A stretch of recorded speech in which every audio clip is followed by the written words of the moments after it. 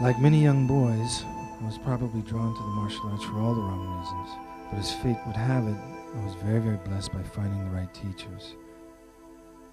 This quickly changed my life and the quality of my life by understanding the laws of cause and effect and how they impact other people. The martial arts then became a path to cultivate compassion and understanding and help me realize how we can all help one another. Then and only then, Aikido became a perfect vehicle to develop the physical self and the spiritual man simultaneously. It got to the point in my life where anyone I would meet, I would always look at them and understand that this person is my mother, my father, my brother, my sister, all my family.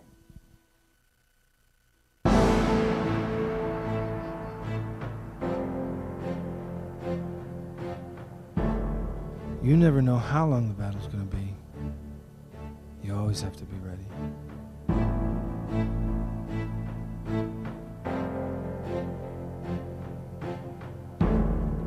My name is Ben Dang, and I've been studying with Seagal Sensei, or Taka Sensei, for around 14 years now.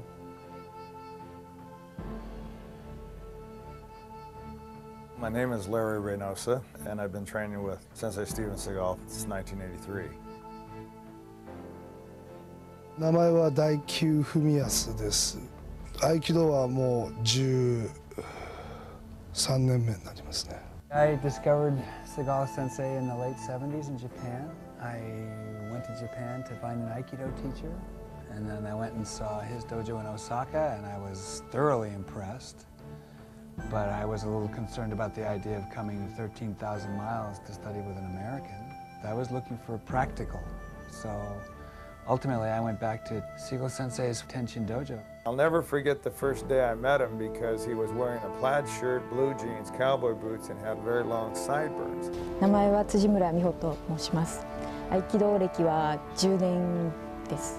I had a friend, he said, "Oh, you got to go to Steven Seagal. He's this American guy who went to Japan and trained over there and got really high ranking, and he came back here and he has a school." My name's Garrett Green. I study Aikido for about the last 10 years. First impression, as I'm sure most people say, he's very big, he's very tall. Calm. Big hands and Centered. a presence that, you know, even somebody that doesn't study Aikido can feel. There was a magnificence about him as well.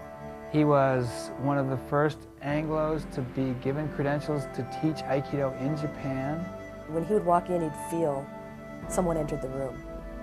When he spoke, when he shook your hand, when he looked into your eyes, there was an incredible truth there. And immediately I was interested.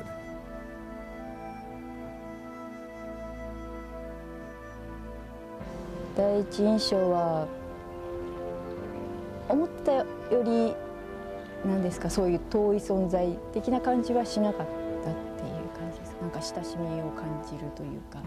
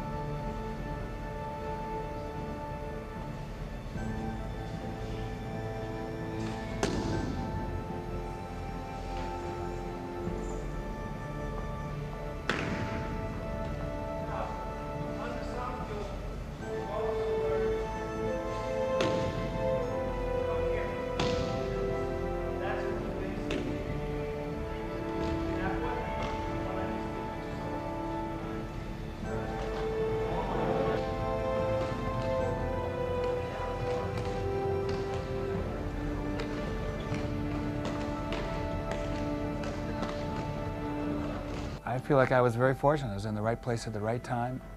Tenshin Dojo is in Osaka, in Juso. Juso is outside, it's on the outskirts of Osaka. The dojo population was probably 3/4 Japanese, 1/4 European and Australian. 非常にリアルな本当の戦いというものを映像の中でも完全にいつも意識しているという、リアルファイトに徹しているというのが、まあ単に見せ物だけじゃないというのが一つの彼の特徴だと思いますね。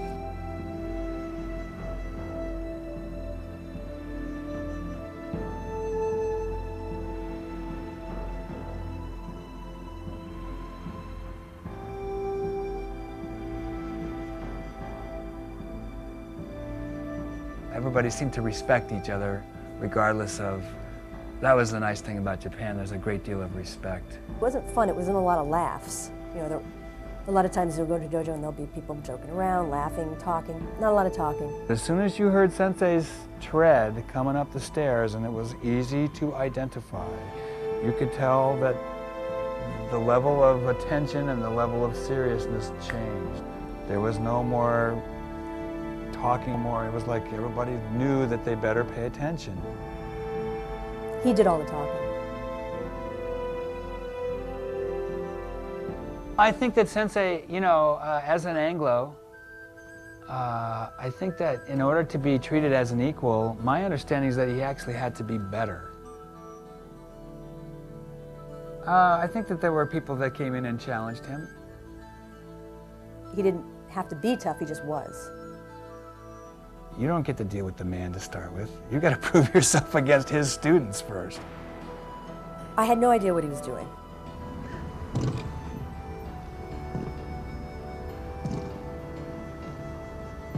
He's very fast.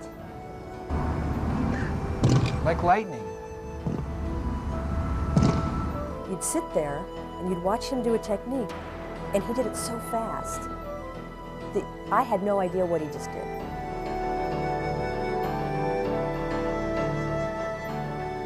What did he do? It was too fast, I couldn't see it.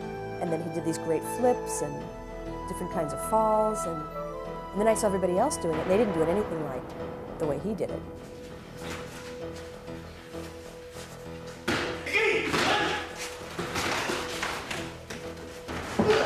Every move, every gesture, how he taught class, how he performed the techniques was powerful.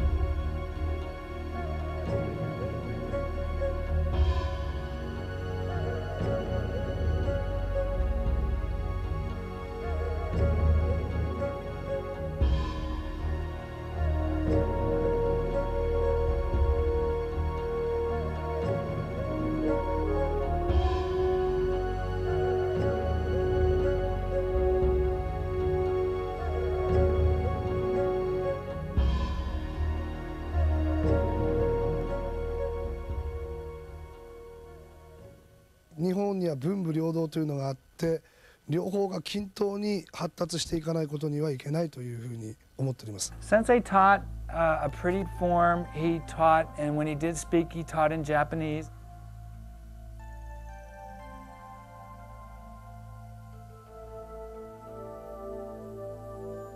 It was pretty technical.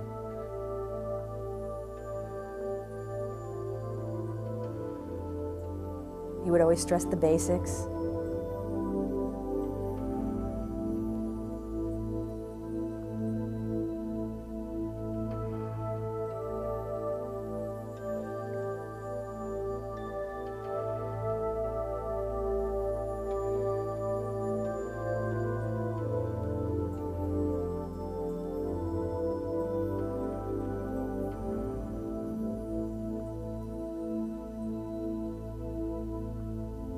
It was pretty detailed and it was pretty technical.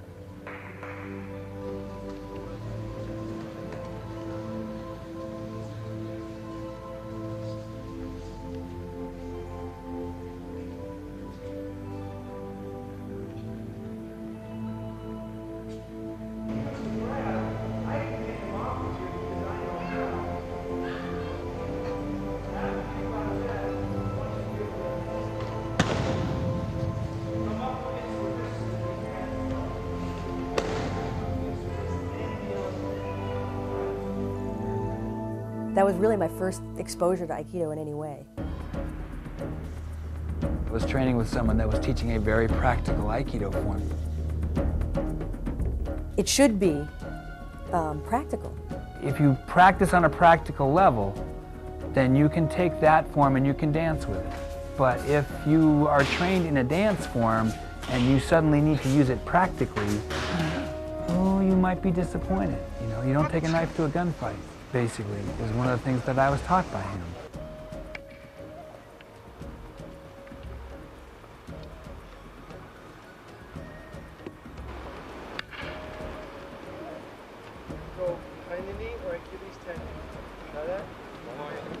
The major difference is that I saw where so many other people struggled to explain, to articulate Aikido.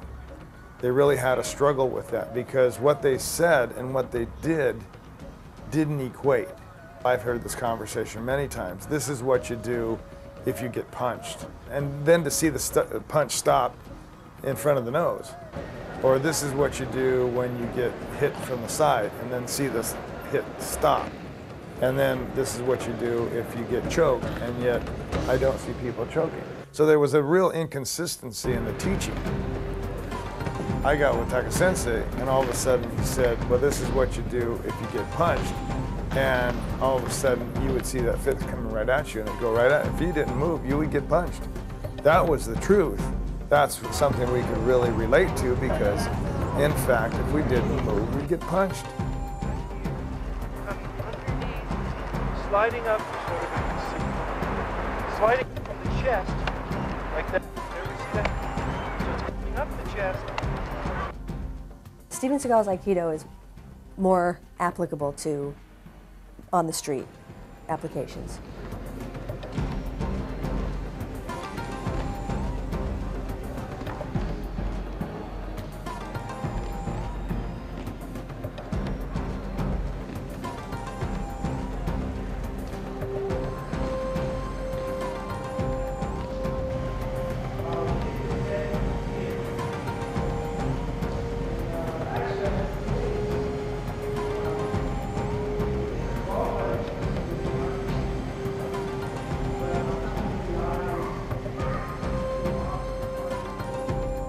A lot of us join and learn his style of Aikido because we want to have confidence.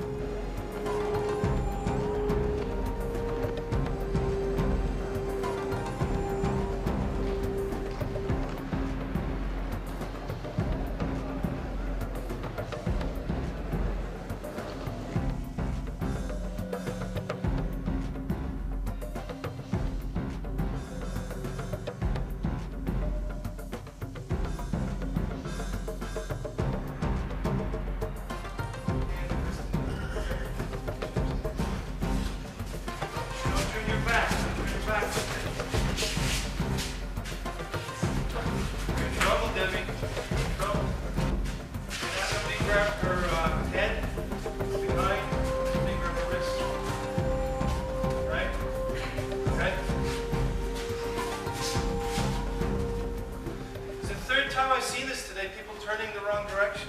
You're going to kill yourself. It's like saying, okay, I see a guillotine, I think I'll go stick my head in it. It's so easy the other way, Debbie. There you go, man. Let's try that again. You guys know these techniques.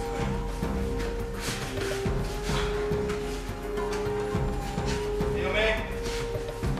Okay, you don't grab your shoulder behind.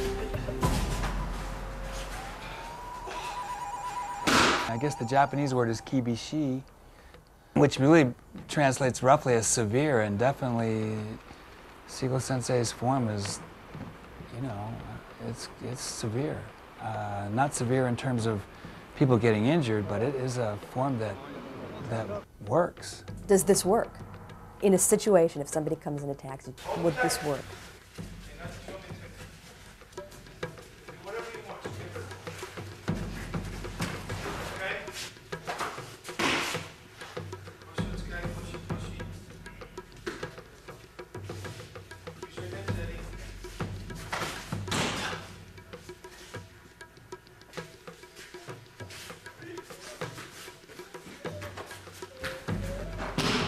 Okay, sit down. Stand up. Kick to the face. Hey, there you go. There you go.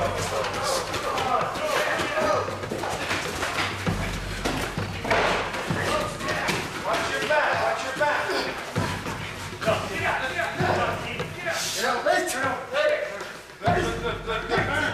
Keep those knees moving. Come on. Now get up on your knees. Get up on your knees. Get up on your knees. Get up on your knees. There was a great lesson there that I keep reiterating, is that truth of that honesty in training. Because without the honesty in training, there is nothing. That's what's great about Taka Sensei's Aikido.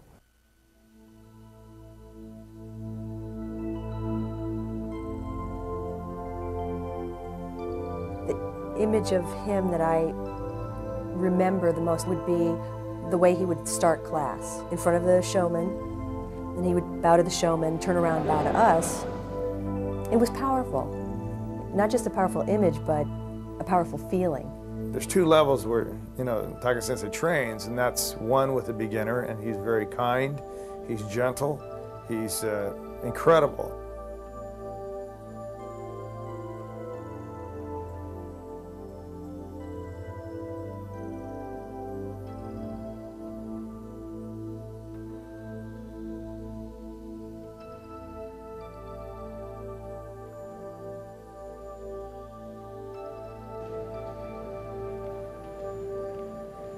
He has the ability to deal with you at a level that you can understand.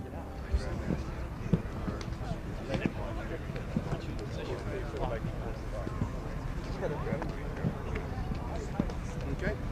From here you can just throw him, do whatever you want. I had no experience with martial arts at all. Feel it back there? Right here already. Feel it? Okay.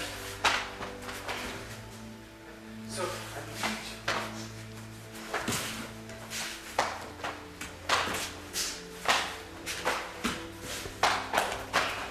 Feel the difference? It's kind of hard to grab them because I'm taking you from back there. From right here I have, feel it? That's what you gotta do. Can't get him here. It's too late. He would often talk about te sabaki, ashi sabaki, hand position, foot position. The reason why some of them are missing the fight, staying in front of the man, and trying to grab it, and never try to get grabbed is after my body position. Body position, whether it's shooting, wrestling, whatever it is after my body position. He punches and brings his hands back.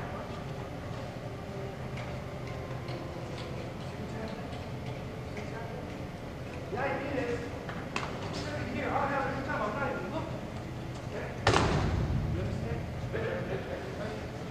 The reason why I have it every time is because his hand is attached to the shoulder. And I get the shoulder every time. He punches.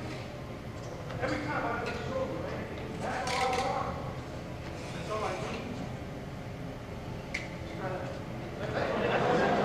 need. He'd do the technique with you.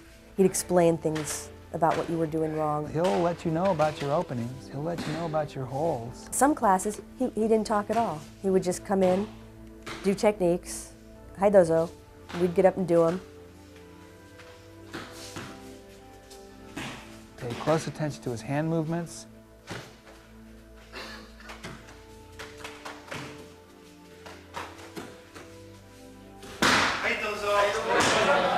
He would walk around to each of the different couples doing it, and then he'd give you tips, pointers.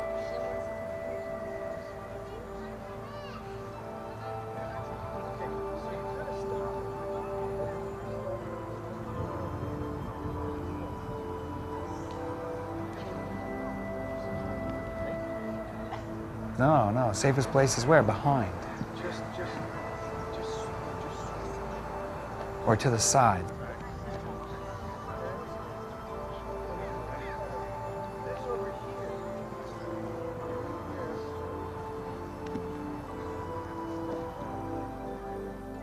First, one person's the nage, or the thrower, that gets to practice the technique that's presented by the teacher. And then, of course, the uke is the one that is on the receiving end, that gives that person the opportunity to train. Then they switch those roles. I got you.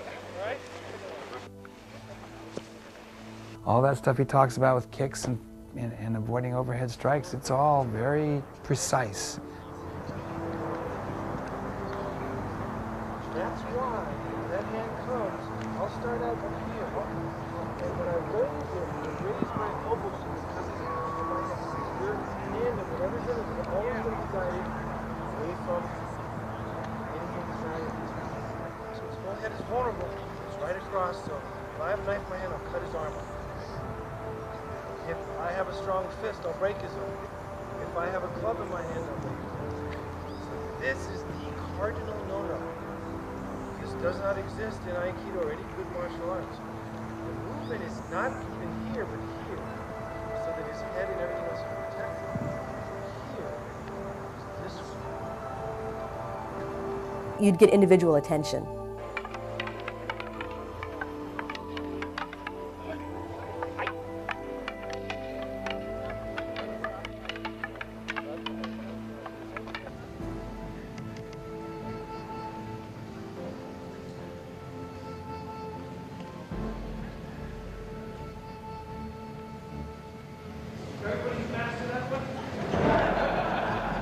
That he was quite capable of doing is taking you just a notch beyond what you're capable of.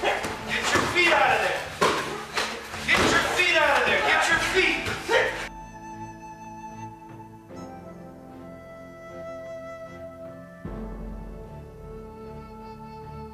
As my level of understanding climbs a notch, he has more notches. That creates confidence.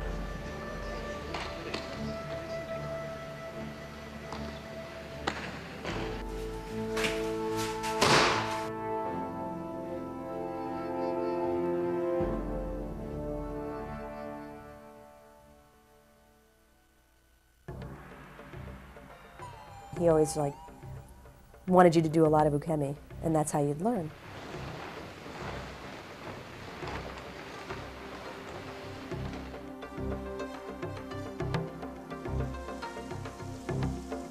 To learn how to fall, how to conquer the fear of falling, how to not panic in a fall, is more valuable from a self-defense point. I mean, we will all fall down. It's more likely that you will fall than it is that you will be attacked, ever. So learning how to deal with the ground is, I think, a valuable tool. If you did a fall wrong, it hurt for days.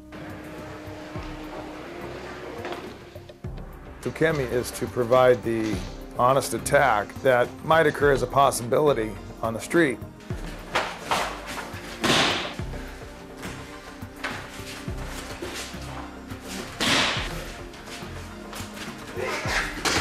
We used a lot of tape in those days. The tatami were very hard, and that's where we trained. You learn a lot from taking the falls. Your ability to fall precedes your ability to throw.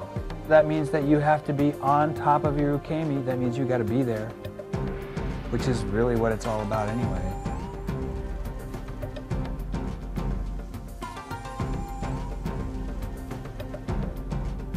I learned how to fall really well because the mats were really, really hard.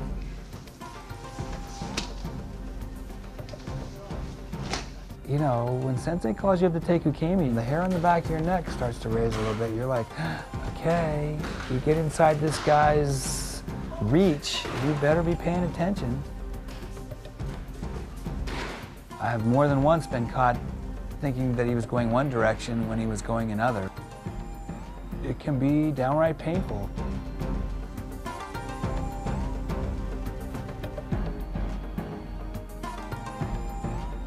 The opportunity to take ukemi from the sensei is not that many people get that opportunity, so I was very grateful.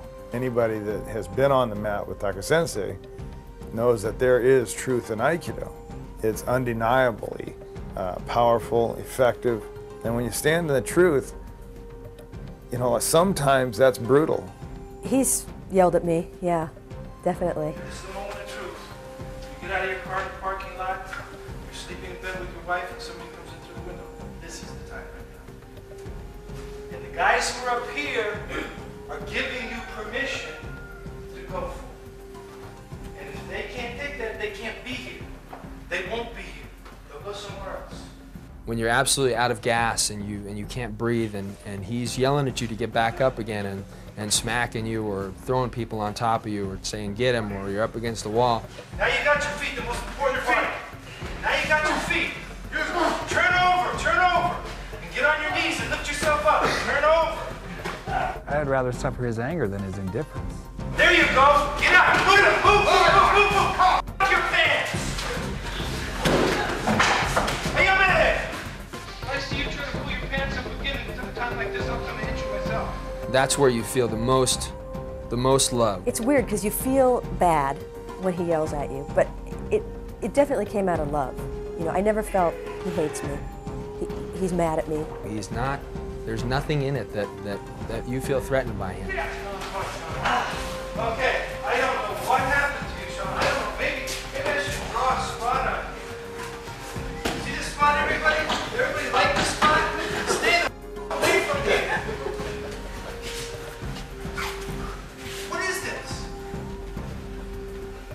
Put them into the wall, not you. Get up there. I was more mad at myself for not being able to do what he wanted me to do. If you try that Dodi like that, you're going to be in a lot of trouble. This guy's 5'1", and you're going right into it. I don't know why you're doing it. Try it again. You just want to do it.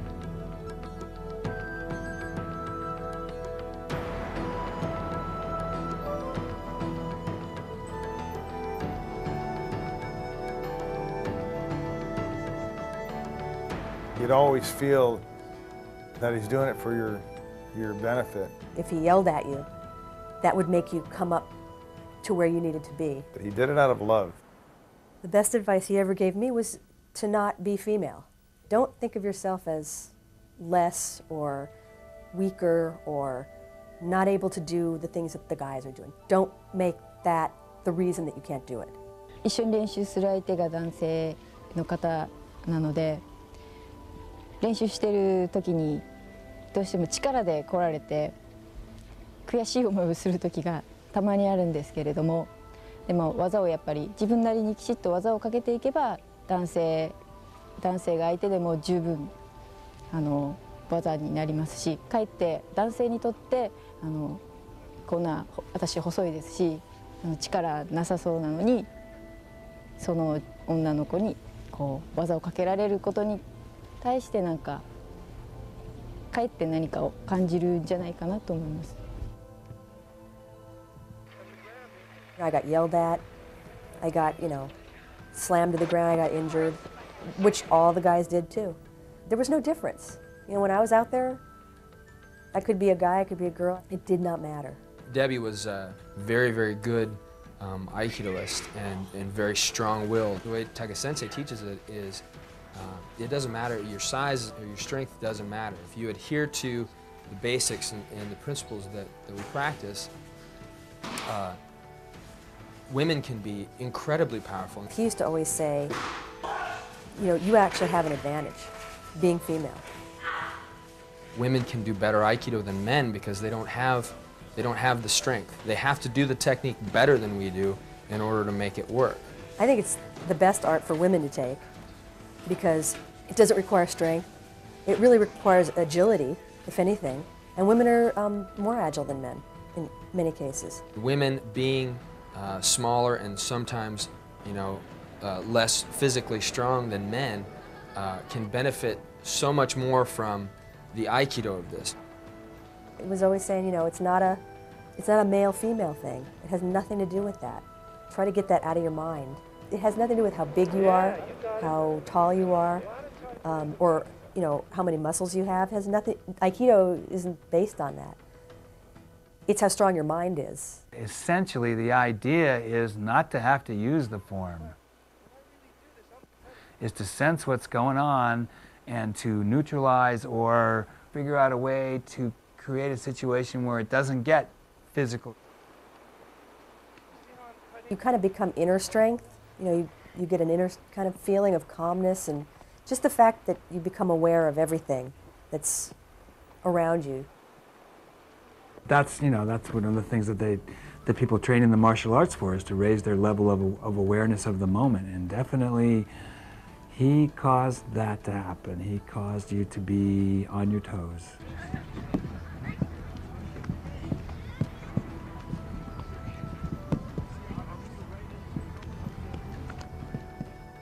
One time, he was showing me something, and I looked at him, and he was getting frustrated with my inability to do it. And I looked at him, and I said, "I'm trying." And he looked at me, and he said, "Trying?" He said, "Stop trying. Just do it. Trying is cerebral. Trying is crap." Students that have come up under him understand. You don't judge. You just do. You just worry about doing your job. Through the physical aspect of hard training, your mind gets set in a certain way. At that point of physical exhaustion, something happens to you mentally, something happens to you spiritually. And I want to say growth happens, I want to say understanding, but it's more than that. It almost builds you from the inside, it makes you stronger. It makes you look at yourself from the inside. It makes you see yourself, your weaknesses, your point of pain threshold. At what point do you break mentally? At what point do you say, "That's it, I had enough"? And it pushes you beyond that point. I felt that kind of training would get you to the point where later on, and you're old, you can't do that stuff, but you're a rock inside. If there's one person that I could say has an amazing will, it's Seagal Sensei. I got a flyer. There was an open house given by Seagal. I couldn't make it, but I sent a couple of my students down to check it out. I think some of the people that were watching the demonstrations were a little bit astounded, because, you know, he would do his, what I call Thunder and Lightning show at that point. A couple of my students came back very, not only just excited, but nervous. And they virtually told me that he had taken some guy and just smashed him all over the mat, and that damn near killed him. And as soon as he said that, it was very interesting, because my interest peaked. Somebody doing real Aikido? It was shortly after that, of course, that I invited him to my West Side Dojo in Ventura, and he taught the very first seminar there, public seminar in America. But most all these seminars that we've had in the past, that the one main and common thread that's from all their conversation is that I can't believe how approachable he is. He's so easy to talk with on the mat. He's very, very, very gentle, very, very soft-spoken. He can be the most gentle, he can be extremely gentle. And he can also be extremely dangerous. The people that are the most capable of deadly waza are also the most capable of being gentle. How do you have the loving, harmonious, flowing, caring, gentle side of Aikido, and how does that relate to what we do in the dojo when we beat the hell out of each other, and it's very rigorous and seemingly cruel? You find out that you can be a nice guy and yet be a lethal weapon. The spiritual side kind of came out of that. Life and death is that exact, that exact same, that contrast of, but you can't have one without the other, and to embrace one, you need to embrace both. To accept one, you need to have both. If you train enough, you get both sides of the coin. You train to the point of exhaustion, physical exhaustion, where your body can't go anymore, where your muscle refuse to listen to the brain. It was just about jumping in there and training as hard as you could. And he would take us till we just literally couldn't get up anymore. It was just a matter of tape up and get on the mat. It's beyond stamina. You need to be on your toes. You need to be the best that you can be at all times. You have to be balanced, you have to be on it. It's a constant process, and that's another thing, is you just realize the more you learn, the less you know. And each time you get a little bit closer, you realize how far you still got to go. The more talent you have, the more demanding it's going to be. There's a certain kind of trust and standard in anybody that's come up under him. He knows and expects excellence. He is not interested in compromise. He expects the best from you. He expects perfection from you. He expects perfection from himself, thus he expects perfection from his student. I'd like to see that again.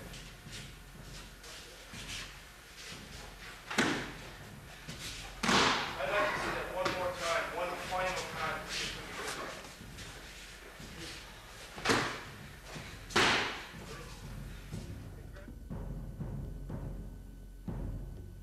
He has a certain standard of what a black belt martial artist should be, especially in Aikido. And that's somebody that has true skills and has been trained well in the basics. I think it must have been like 3 or 4 years before I took the black belt test the first time, maybe even 5 years. The Dan represents an internalized understanding of the mechanics. One of the reasons that he would run a full class before the test was so that he would drain your batteries, so that he could see what do you have when you got nothing left.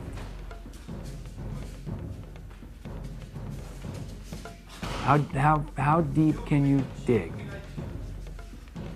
And basically he shut the blinds, locked the doors, and it was pretty interesting. It was very intense.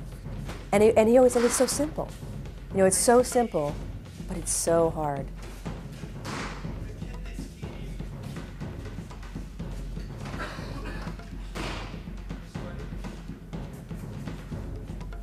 You know, I mean, I tested twice and didn't get it.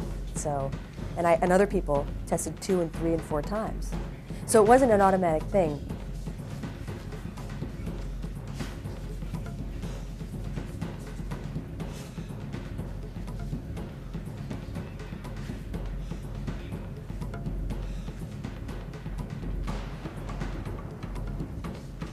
We say if you can make it 15 seconds, 15 seconds.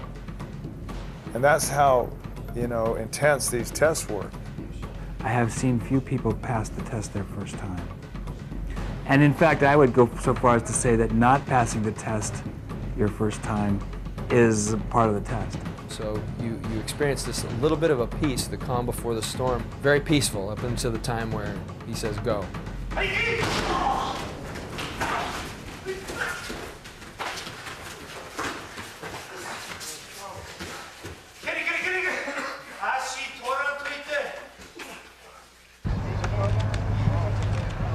That's just down instead of this, which is what you're doing, and I'm exaggerating so you can understand. So the idea is you come, I just want to go down so that when he's here next, I can be able to cut my angles. These are my angles. Once in a while I can turn it.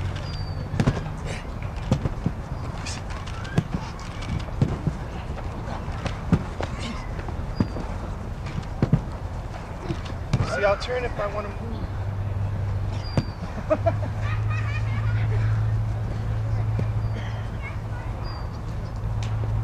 If I want to move. Oh, you're in the car?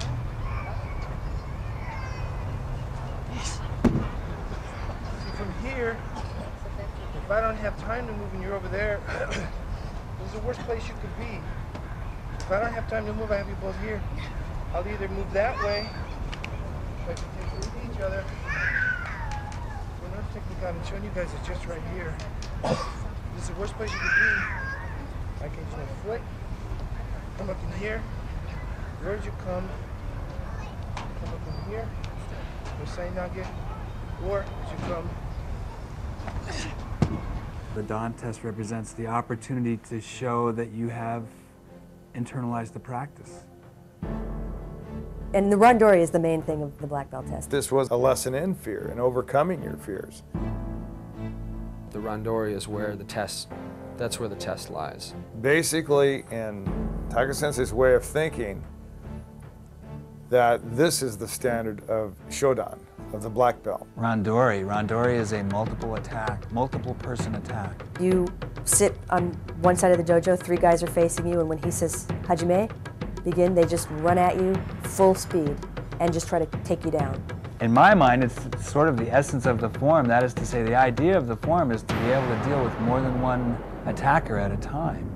I mean, if you're dealing one-on-one, and certainly we train, that's how we train, but the idea is to finish your form ready for another attack. That is to say, finish in a balanced position. The reason for that is, I mean, O-Sensei was a product of sword culture, and sword culture was very seldom one-on-one. Sword culture was more often more than one attacker against a single opponent. So you have to put your forms together. That is to say, you have to blend with one attack coming at you, neutralize that attack, and then immediately be prepared to deal with the next attacker. Basically, you let go of everything that you think you know. It's an exercise in freeing yourself up, of thinking about all these things, of thinking about how your knee hurts, or how this last time this guy clubbed me from the side, or any of that. If you think, it's too late. If you take the time to make a decision, it's too late.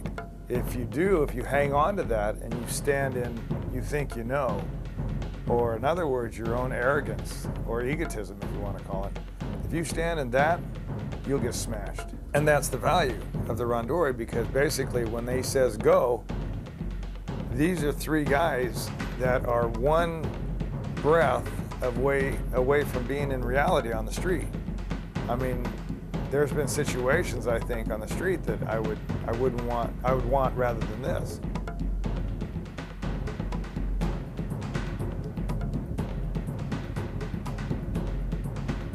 You can't be thinking fear, not fear, anything. Because any thought that goes through your head, it's immediately visible in your body, physically. It's you know, a matter of relieving yourself of having to worry about anything, and being able to deal with whatever situation they can throw at you, whatever 3 minds and the dynamics of 3 people coming at you at full speed can do. Randori is your first opportunity to get a clue about the infinite number of ways to attack you, to grab you, to punch you, to kick you. And when I say that, I mean that they were free to do that. They could punch, grab, kick, spit, bite, whatever they wanted to do. Of course, on the other hand, you were allowed to do that too. He didn't even care so much in the randori if you even did a technique. He didn't care what it was you had to do.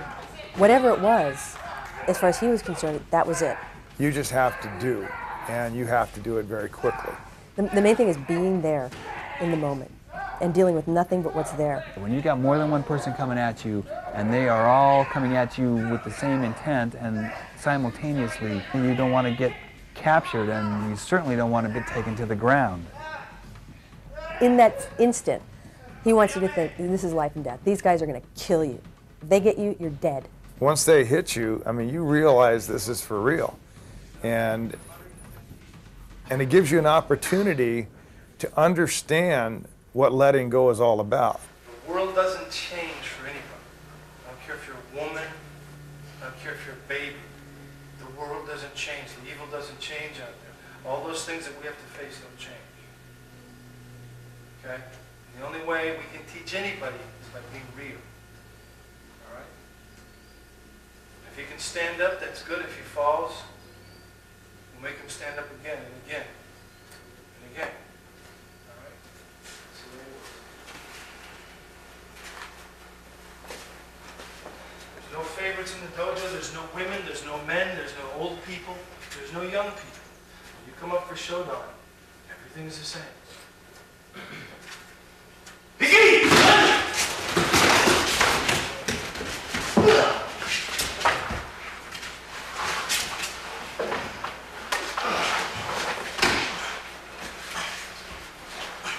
It was the most serious thing I ever experienced. And I mean, even thinking about it, I get just a knot in my stomach. Somebody that's 120 pounds is going to have a tougher time dealing with these 3 Mack trucks that are coming after, you know, it doesn't matter.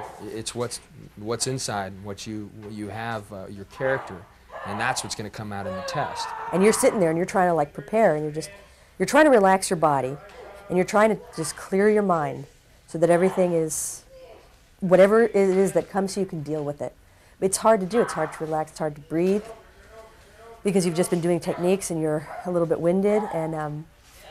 And he can say Hajime at any time. He'll be talking like this, and all of a sudden go Hajime, you know, and you're supposed to go. So you can't even really be listening to what he's saying. I'm always looking at them as one. See? I'm trying to string them out. Watching them. And if I have to move, if I have to run, I'll stop and start. I'll come in here, make him think he's got me. Come this way.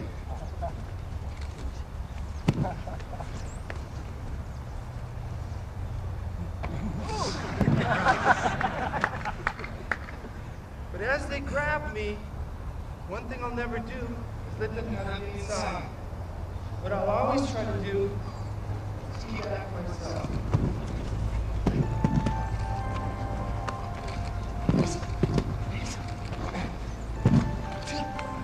Going to the ground is not the option. That's not what he's looking for. You take the test and it's over in a second. If you could stay up, if you could control the 3 people, if you got to the point where he felt you were controlling those people, then you passed. I mean, that was it. You know, you went through the fire and you came out the other side. At the end of the day is that poor Matsuoka got his tooth knocked out and another got his shoulder separated, and I had gotten poked in the eye, and it was amazing. And we were all over that dojo. We had jumped over the office furniture. We had come under the student benches, and the chairs were knocked out of the way, and it was just incredible. But as real as, you know, it could possibly get. It's hard. It's the hardest thing I ever did. Randori, the 3-man attack, teaches you that with your will, you can make anything happen. It teaches you that no matter how bad a situation can get, it teaches you to face those situations with the right mental attitude, the right state of mind. When you have that in your mind that at any moment your life could end, but that you don't care. It wouldn't bother you if your life ended. You cannot be afraid to die, basically, is the mindset you have to have. The practice of Randori kind of allows you not to think about your limitations, and it allows you to go beyond where you thought you could go before. And that is, you know, what everybody needs to be successful anywhere. If you practice that philosophy of letting go and not limiting yourself in your real life, and, then you have no limitations. あくまで自分は小さいんだ、自分はあくまで宇宙の一つなんだというその非力さを知った時に本当の強さを感じると思います。My life has been influenced a great deal by Seagal Sensei's Aikido teachings. The not accepting your own limits. If somebody were to ask me what's the most valuable lesson I've ever learned from Steven Seagal, it's that it's possible to be the lessons of Aikido. 武先生にお会いしてからそうですね、なんか人間の内に秘める強さっていうのですか、そういうのを学びました。 I was raised by him, so I feel that he is the source. Everything that he does is powerful. Mentor, master. Charismatic, loving, a great teacher. Warrior, he personifies that, in my mind, the spirit of a warrior. I'm inspired today by this man simply to become a better human being. He changed my life. My introduction to him and my training by him has changed my life. Show me what you got when you got nothing left. Show me what you got.